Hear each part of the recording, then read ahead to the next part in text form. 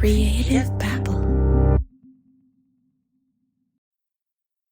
So, Neil, I have a question for you because I just listened to this awesome podcast called Firebug. It's about this guy who wrote a novel about a serial arsonist, but it turns out that he was an actual serial arsonist, and the novel was a form of a confession.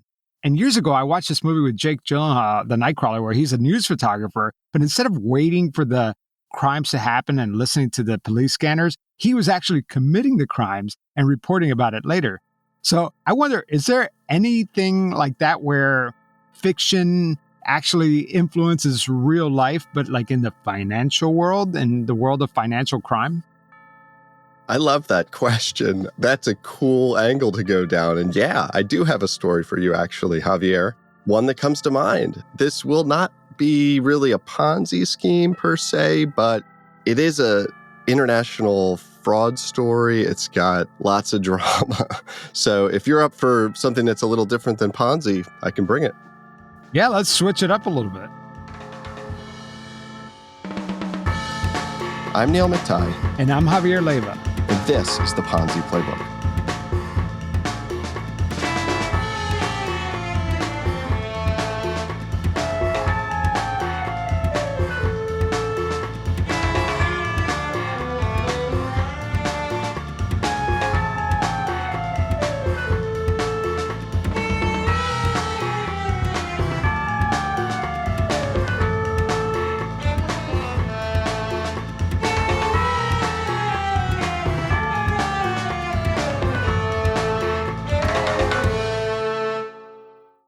All right, so who are we talking about today?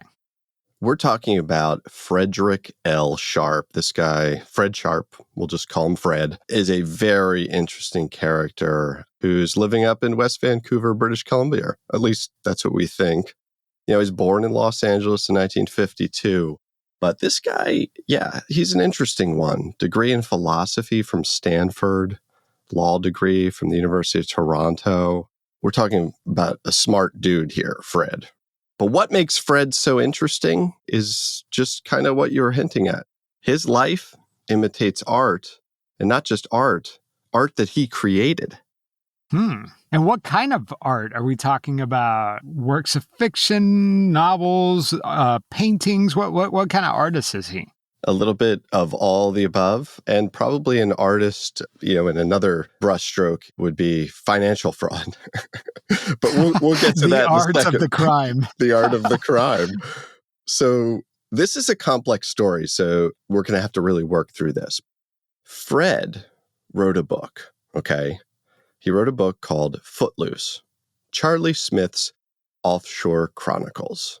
Any relations to Footloose, the movie? Not that I know of, but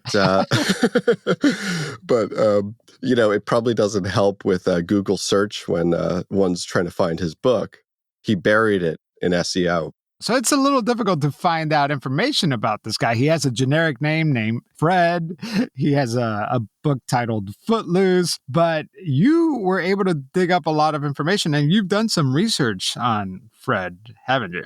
I have, and I've read his book. I bought it online, and yeah, it's a pretty darn good read. It was written a little over 20 years ago. In the beginning of the book, he states that, his mother and father were inspirational to him, in particular as it relates to art for his mother. That is, he says, "My mother put a paintbrush in my hands before I learned to write." But his father's, where it gets interesting, and we'll later see in terms of the financial fraud and crime story, is that his father inspired his career in international finance. So Fred, as I've been able to discover and research on him, really is an expert in securities law, international tax planning, and financial matters. So you mentioned that Fred Sharp wrote this book called Footloose, Charlie Smith's Offshore Chronicles, but tell me about the book. Like, what is it about? It's a really interesting book. It's an incredible series of short sort of satires about offshore money, global politics, oppressive power. You get the feeling in it that Fred really dislikes governmental authority. And at one point, Javier, in the book, he writes that he teaches the art of tax avoidance. So that's how he labels it. So he really doesn't like taxes and he doesn't like the government.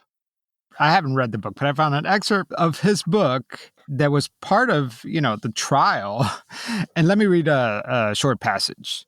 It says, "Even the dead cat bounces when he is dropped from high enough," Jean-Pierre mused to himself. In the beginning, due to his conservative training in the banks, Renard's name did not appear anywhere. Not as an officer, director, shareholder, nothing. There was no trace of him in any company records or any public files for security regulators to use against him. This meant he had to disguise his shareholdings in order to avoid securities disclosure requirements and trading restrictions. Offshore companies were ideal for his purpose. They came from around the world, complete with nominee directors, but were still subject to his control. The perfect situation for his master stock manipulations. I don't know how about to use that, but it's so funny because in this passage, he's kind of describing, in a way, his actual plan for evading security regulators, right? Absolutely. Yeah, Javier, this is what Fred's doing in the book. He's created these short satires and he's taking the reader on a journey through, sort of strategies about how to avoid taxes, about how to move money, about to hide identities, about securities regulation and law. It's basically a playbook, to borrow our own podcast title, of how to move money around illegally, or even maybe we could question whether it might even be legal, because a lot of this is just playing within the gray area of international law. But it's not a crime to fantasize about crimes, in this case, financial crimes. But did any of these literary fantasies that Fred Sharp have ever manifest into a real crime? Well, yes, they did, and we're going to get there in just a second. But I actually want to dig a little deeper into Fred the artist. So let me take you down another road. So we know he's written a book, but did you know that he's also a fantastic painter and sketch artist? Yeah, actually, I've seen his Instagram page and some of his work, and it is actually objectively good art. I mean, I think that I would see his work in an art gallery and I wouldn't even blink an eye. It looks like a legit piece of art. Yeah. And in fact, in some of those, like you mentioned, in his Instagram feed, at Fred Sharp Art, you'll see his studio, right? It looks quite beautiful. He's got plenty of easels. He's certainly not new to painting. And these are surreal works. Often they include, pictures of like a lone individual riding a bike. There's often strings attached to clouds, almost like the clouds are balloons. There are these, ladders rising into clouds. It's very sort of bright light, but also surreal and lonely.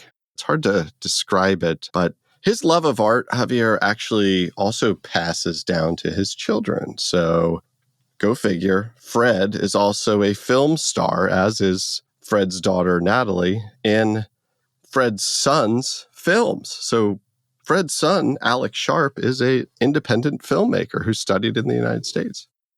And so you're telling me that his son is a filmmaker and he casts his own father in a film. So, okay, that's interesting. But how does this relate to what we're talking about today in terms of financial crimes?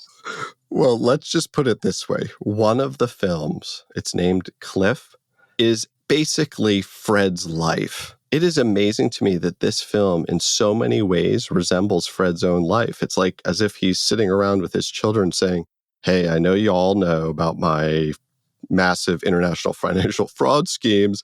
So let's just, write a script about it. And you stars this role, I'll stars this one. But in fact, that's exactly what this movie is.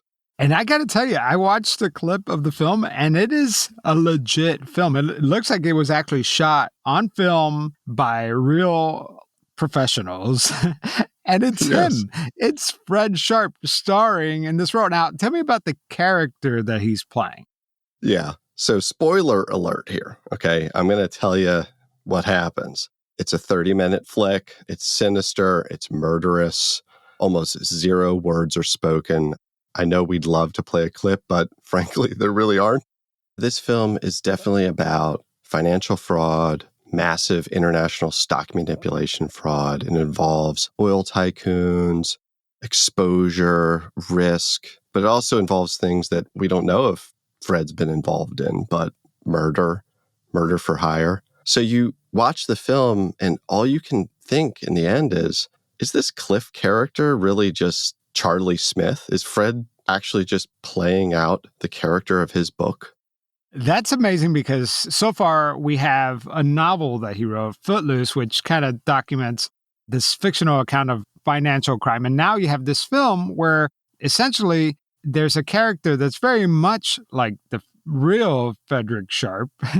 And I can't help but wonder, are these works of fiction really just a recounting of his real life? Can we talk about why Fred Smith got in trouble and why he belongs on the Ponzi Playbook? Yeah, absolutely. So the way I read it, this book, Footloose, it's actually kind of like a business card of sorts. It's a way for Fred Smith to appeal to uber wealthy, educated executives, those of great wealth, but also who may have a deep distrust of government or, well, don't like to pay taxes. It's kind of like, here, I'll send you the book in the mail because you can't open a website saying, I'll help you with your international stock manipulation scheme. But you could send them a book. They could read the book. They could get inspired and say, hey, I'm going to give Fred a call. Read between the lines, right? Yeah, read between the lines. So Fred Sharp's life imitated art, but, it's kind of vice versa. The art was sort of imitating Fred's life. So here are the details that we know of Fred Sharp's actual life, not the life portrayed in the film or in the book. Fred Sharp, in August of 2021, faced a civil lawsuit filed against him by the Securities and Exchanges Commission. And I'm going to share you some details of that lawsuit. The lawsuit accused Sharp of being a mastermind of this really sophisticated attack, we could call it, on the United States financial markets. It was a scheme to fraudulently sell millions of dollars of stocks. So here's kind of how it works, Javier. Sharp, for a fee, would approach an executive or somebody who had a significant portion of stock in let's say a public company. And what he would do is he would say, hey, I can help you liquidate that stock. What we're going to do is basically we're going to do a pump and dump. That is, we're going to really boost up the value of the stock, but we're going to take your ownership off the public filings. We're going to move your ownership offshore to a shell company or an individual that's paid to sort of pretend that they own that ownership. And the reason why is because if you have 5% or more of ownership in that public company, you have to disclose that ownership in public filings. But if it's less than 5%, you can hide it. So that's what they did. So essentially, he's just setting up a bunch of fake shell companies, and it's just part of the ruse, right? Yes, that's correct. And for example, let's say someone had 20, 25% ownership of a company. He would divide that ownership up into blocks of less than 5% each. So now they don't have to be disclosed. But in addition to that, he would move that ownership into these hidden entities or these other individuals who were pretending, really just, let's call them shell individuals. And then to boot, everyone who was involved in the scheme would then pump the stock. That is, they're going to benefit from it. So they're now going to spread false information to create a buying frenzy. Basically, just stock price is going to go up. And then what they do is they dump the shares. They dump the shares on unknowing, unwitting investors. In this case, U.S. investors, hence the United States getting involved. And it would be an inflated price. And then it would result in a massive profit for the beneficial owners of the shares. And that's exactly what he wrote in his own book. I quote, "There was no trace of him in any company records or the public files for security regulators to use against him." Right there, in black and white. He wrote it in his own novel. Absolutely. So, I mean, and it's no surprise that the SEC mentions the book Footloose throughout their complaint against Fred Sharp, right? I mean, it's basically like, hey, court, he actually is telling us how he does this and how he did it. It's like his playbook. It's almost like the Zodiac killer, sending cryptic messages to the media. It's like he's flaunting it. He wants to get caught. Is there some sort of thrill that goes with it? I think you're onto something with that thrill idea because in the complaint, it's mentioned that he uses the code name Bond. I mean, you can't make this stuff up, right? He actually uses the code name Bond, and his international financial sort of accounting system, he called it Q. So he's like literally just leading this sort of like James Bond kind of life, I don't blame him. I mean, that's a pretty cool life.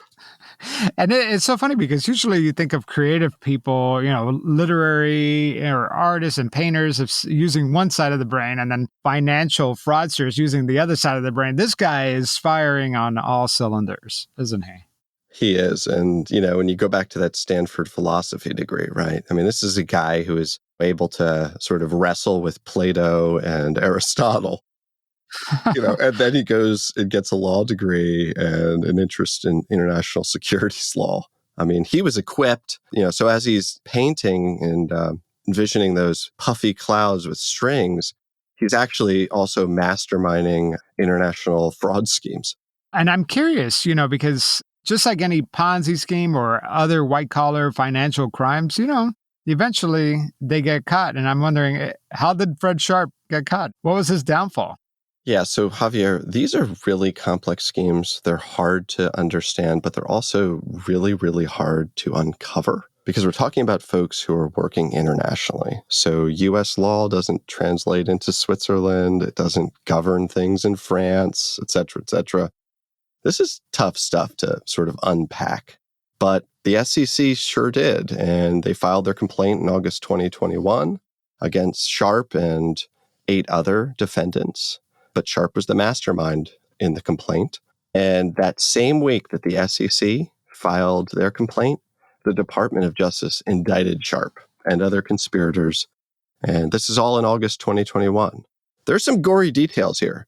I'd love to kind of just hit the highlights about some of the proceeds that they netted in some of their scams. Would you like to hear it out? Yeah, man. Yeah, I'd love to. So in the DOJ's complaint, roughly between 2014 and 2018, there were a ton of cases of public companies of which Fred Sharp assisted these massive international pump and dump schemes. One of them was Vitality Biopharma Inc. Its ticker is VBIO. It's actually on NASDAQ. You can go look at it today. Fred Sharp helped a pump and dump scheme that generated proceeds of $16.8 million. There's another one, One Life Technologies, $5.2 million in proceeds. Another one, Germatex Holdings, $5 million in proceeds. Pure Stacks International, $1.4 million. So you can see these totals, these 5.2, 1.4 million, et cetera, that was what the owners, the beneficial owners of the stock, were receiving through the scheme and hiding their identities, but also pumping the stocks. You just described this really complex financial scam that Fred Sharp was running. I mean, look at all these shell companies and the millions of dollars. But the crazy thing about this story is that he is still out there, right? Yeah, he's out there. If you look on his Instagram feed, he's posting his paintings. I actually even connected with him once on Instagram, and I said, "How much for that painting?" And he wrote back, $800. Huh. Wow. For an original Fred Sharp. Yeah, I wanted to hang it on my wall, and I still kind of do, but something's a little uneasy about that thought. So this guy is out there still creating art. He lives in Canada. And yes, the SEC and the DOJ, they are after this guy, but he's in Canada, right? So how does that work? Yeah, he's in Canada. It's hard to get him. In many ways, he's sort of offshore, as he calls it in his book Footloose. The SEC got a default judgment against him, but what's really interesting about that is that he never answered the SEC's complaint. In fact, he just never even answered the door when they came knocking with the complaint. I mean, the guy was like probably sitting inside drinking some, Mojito. 18-year-old single malts Yeah. reading Plato. That's true. Probably something more sophisticated than a mojito. The Scotch makes a lot more sense, and he does seem like a very sophisticated guy. He doesn't answer the door, but I got an idea. Why don't you reach out to him and say, "Hey, I'd like to buy your art. Do you mind delivering it to North Carolina?" and see what happens. Yeah, Javier, I often wonder about that. I mean, the DOJ issues an arrest warrant, but he's never arrested. But he's on Instagram posting. Presumably, he's just hanging out, and you'd wonder, why can't we find this guy? Are we trying? Fred Sharp is definitely an interesting character. I'm so glad we talked about him because this is a guy with aspirations of James Bond, and as far as we know, he's kind of gotten away with it. But I think that this isn't the last we've heard of Fred Sharp. I would definitely Google alert his name because I have a feeling that we will be hearing about this guy soon.